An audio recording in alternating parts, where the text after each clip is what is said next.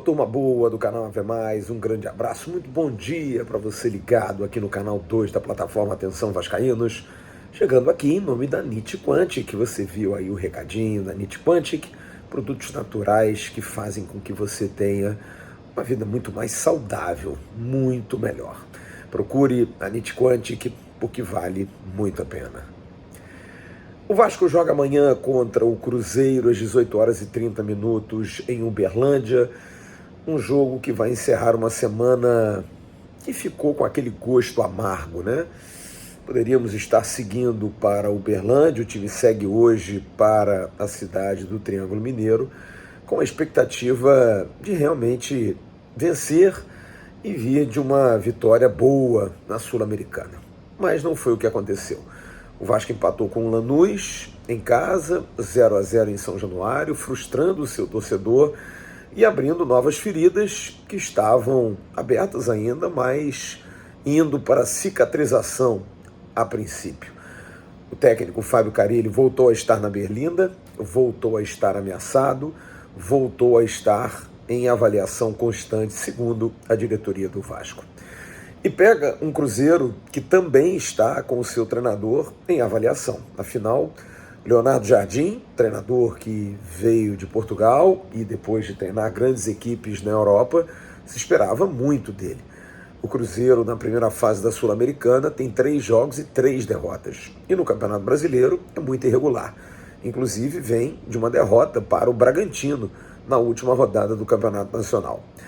O Vasco, diferente do Cruzeiro, vem de um empate com o Flamengo, jogando um futebol melhor, mas mesmo assim muito irregular.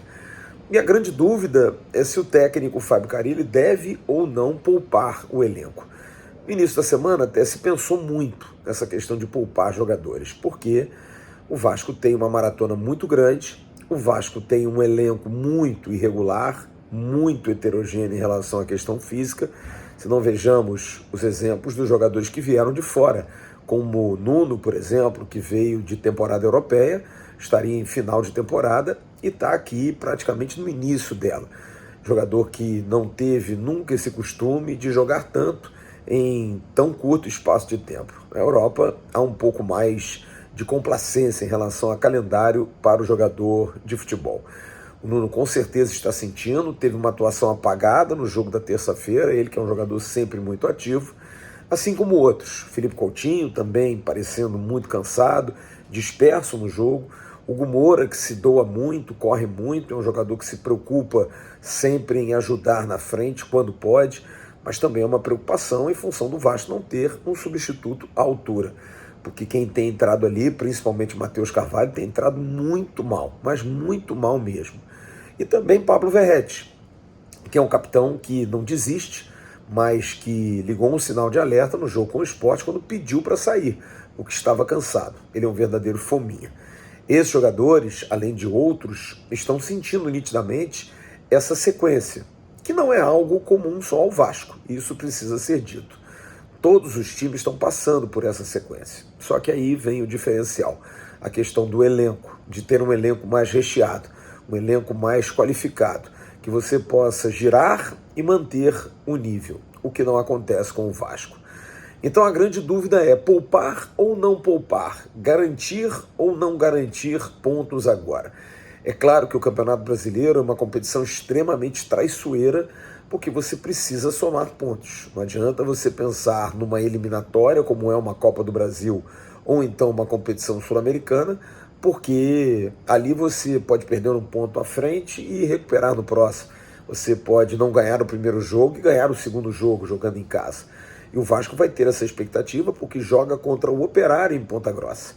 Só que esse jogo de amanhã e esse jogo com o Operário talvez sejam os últimos com menos carga, porque você tem aí um espaço até o jogo de amanhã, de terça até domingo, sendo que você jogou terça-feira em casa. E depois de domingo você vai ter o espaço até quinta-feira em Ponta Grossa. Volta-se de Uberlândia, provavelmente logo depois da partida. Segunda-feira se representa, faz um regenerativo. Terça treina, quarta treina e viaja para Ponta Grossa, já dando tempo suficiente. O jogador precisa de pelo menos 24 horas a 48 para começar a se recuperar, diz a medicina esportiva e também a área de preparação física.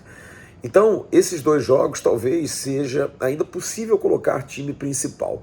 Mas aí, a partir da próxima semana, é que o negócio aperta. E o fato do Vasco não ter garantido, por conta de bobeira, pontos maiores na Sul-Americana, vai obrigar o Vasco a ter que ir à Venezuela e vencer em Valência a equipe do Puerto Cabello. O Vasco empatou com o Melgar quando vencia por 3-1, poderia estar numa situação melhor na liderança, teve a oportunidade de enfrentar o Lanús em casa e poderia ter vencido, mas agora não. O Vasco tem o mesmo número de pontos da equipe argentina e perde no saldo, sendo que agora vai fazer 2 jogos fora de casa. Vai até a Argentina enfrentar o Lanús e vai até Valência, na Venezuela, enfrentar o Puerto Cabello, que é o último colocado, é verdade, tem 1 ponto apenas, mas mesmo assim torna o jogo decisivo e torna o jogo uma obrigação de vitória. Já o Vasco tem em casa apenas o Melgar na última rodada e pode ser um jogo importante, porque pode ser um jogo de definição. O Lanús tem adversários diretos, com certeza, mas vai pegar em casa 2 times, o Vasco e o Puerto Cabello.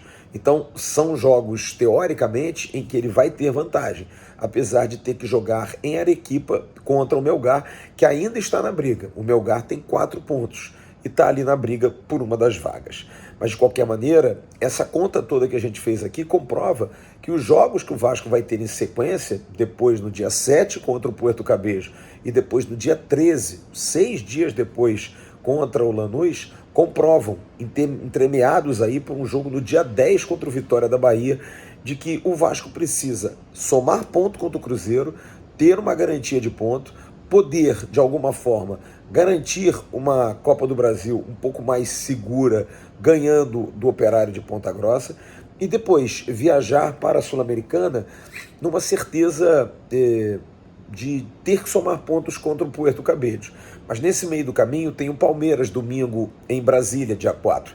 Esse jogo é um jogo que o Vasco, eu sinceramente colocaria um time misto, porque jogar com o time principal já vai ser difícil ganhar do Palmeiras, talvez um estilo um pouco mais conservador, bem à la Fábio Carille, para garantir pelo menos um empate com o Palmeiras, que sempre é favorito, um adversário que o Vasco não ganha há muito tempo. Precisa ter humildade para pensar de que o Vasco não tem elenco para jogar as 3 competições e precisa dar uma priorizada, porque senão vai acabar perdendo tudo. Vai perder Copa do Brasil, vai perder Sul-Americana e vai perder Brasileiro. Então eu acho que para esse jogo de amanhã, o ideal seria jogar com o time principal e ter coragem para quebrar esse tabu absurdo de só perder fora de casa, mais de 50 derrotas nesses últimos 5 anos jogando fora de casa, de um tabu de não ganhar do Cruzeiro em Belo Horizonte desde 2017. O Vasco tem alimentado esses tabus absurdamente por conta da inoperância do trabalho do futebol do clube nesses últimos muitos anos. Então a gente precisa fazer esse ponto contra um Cruzeiro, aproveitar que o Cruzeiro está vivendo um momento inconstante, mas tem um bom time, não vai jogar no Mineirão, o que também de alguma forma sempre é uma pressão maior. Ir para Ponta Grossa, conseguir um resultado que garanta o Vasco praticamente na segunda fase da Copa do Brasil e aí negociar nos próximos jogos que vai ter contra o Palmeiras e contra o Vitória, jogando no Campeonato Brasileiro, ter uma tranquilidade de que vai precisar somar pontos, talvez segurar um pouquinho mais, talvez recuar um pouquinho mais e tentar vencer o Puerto Cabello. Para tentando vencer o Puerto Cabello, segurar o fôlego, talvez poupando contra o Vitória da Bahia, para jogar contra o Lanús lá em La Fortaleza, em Buenos Aires. Talvez seja uma ideia, mas não vai ser possível, depois desses 2 próximos jogos, que nos 4 seguintes o Vasco tenha um mesmo time. E isso mostra e descortina a ineficiência em relação à montagem de um elenco. Todos os jogadores poderiam estar ajudando? Poderiam, mas o Vasco continua com um elenco muito deficiente, principalmente do meio para frente. Porque na zaga você até compõe, Maurício Lemos vai voltar em algum momento, você tem o Pum e o Vitor Luiz que podem jogar nas laterais, meio de campo você tem Jair e Paulinho, que bem ou mal até conseguem ajudar, esperança do Matheus Carvalho, acho que o Vasco erra em não colocar o Rony Esforza, poderia botar o Esforza para jogar, agora do meio para frente a gente tem um problemaço.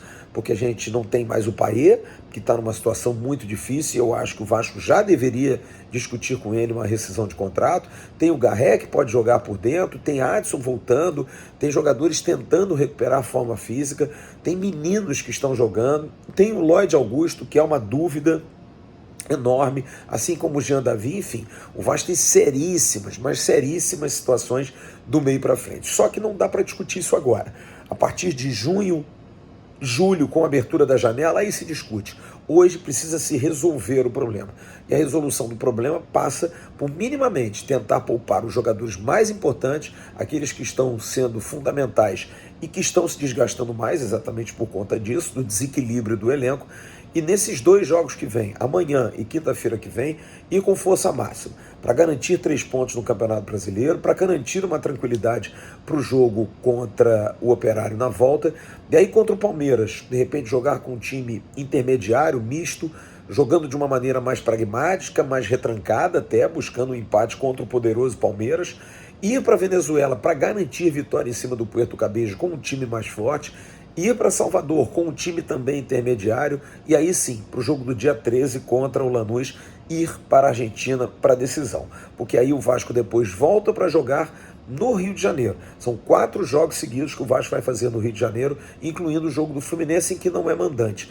Mas pelo menos você vai ter espaço entre os jogos e vai estar no Rio, vai poder descansar, vai poder se arrumar, vai poder se aprumar para ter um elenco minimamente saudável para esse restante. E aí só vai sair no jogo do dia 12 de junho contra o São Paulo, mas até lá a coisa já vai estar mais tranquila, haverão espaços de praticamente 7 a 8 dias de um jogo para o outro. Então, esses próximos 6 jogos do Vasco, a comissão técnica tem essa obrigação de buscar um equilíbrio, de buscar, principalmente nos jogadores fundamentais, uma recuperação boa, dar a esses jogadores um gás maior. Mas acho que para amanhã e para quinta-feira que vem, é força máxima e principalmente mentalidade vencedora. Porque não adianta nada jogar com o time principal, teoricamente o titular do Vasco, e jogar com medo.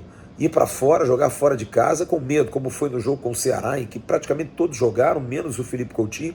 O Vasco foi um vexame, sem nenhum tipo de atitude. A gente espera que amanhã o Vasco tenha atitude, assim como o Vasco também tem que ter atitude em Ponta Grossa. E nós estaremos amanhã no Maraca Sport Bar, no canal Atenção Vascaínos, a partir de 5 da tarde, no nosso pré-jogo para Vasco da Gama e Cruzeiro em Uberlândia. Grande abraço a todos, em nome da NIT Quanti, que estamos encerrando esse Acorda Vascaíno desse sábado. Tchau.